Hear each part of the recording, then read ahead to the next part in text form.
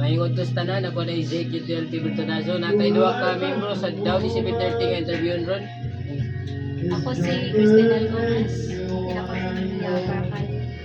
Yung dali ang question, pila inyong edad sugod kong sayo sayo? Sunod ko sa'yo is 14 years old. Lang man, pero palayan yun. Ikaw ka nagsugod ko sa'yo kahit tayo. Para pagbabago. Pagbabago ako. Asa ko po. Ano yun? Kung sa'yo rason mo anong isulod ko pag sayo sayo?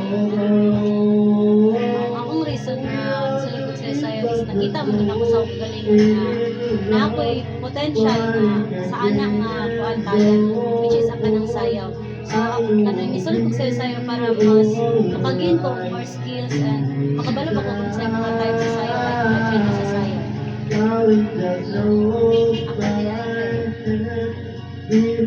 Nakakuan ko anak sa sayaw.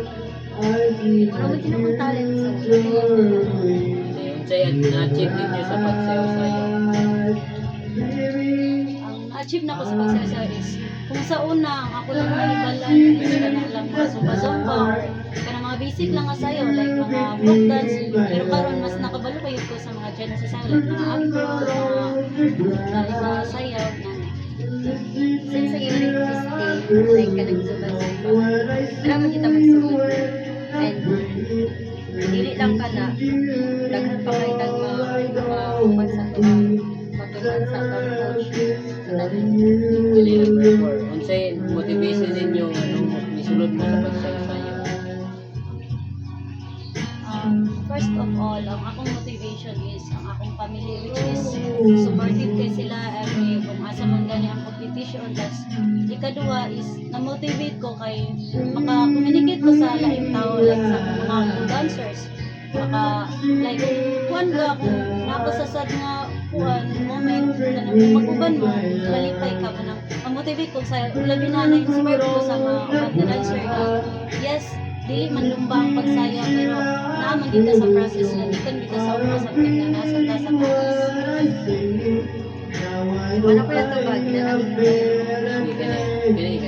Last question, if you giving a chance nga makasulod sa sikat nga grupo sa pagsayo-sayo, asa ka grupo ug ngano? tagaan kong chance nga makasunod ko sikat na grupo is which is ang akong piliyon is unsa akong nasugdan na grupo. Pwede man mi mo sikat na magtinabangay ni which is na unity ang grupo. Dili ka necessary nga mangita ka og laing grupo para lang nga kaning musikat ka or unsa ba or makasulod ba ka sa mga grupo nga sikat. Kay kung gusto nimo nga musikat lang kaning dili ka dancer gyud. Perspective man gud sa usa ka dancer or ang iyang kwan is nakay ability nga nakay loyalty sa inyo ang team which is kung diha di ka mo grow.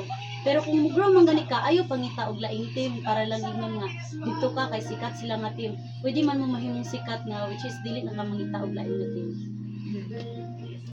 Sama sa ingon ni Crispin. Kung dito na ka nga grupo, di na ka mo isa pa. Kung isa magod ka, kung magpangita ra kay gusto lang ka mo sikat. Balik pa doon lang yung kuwan.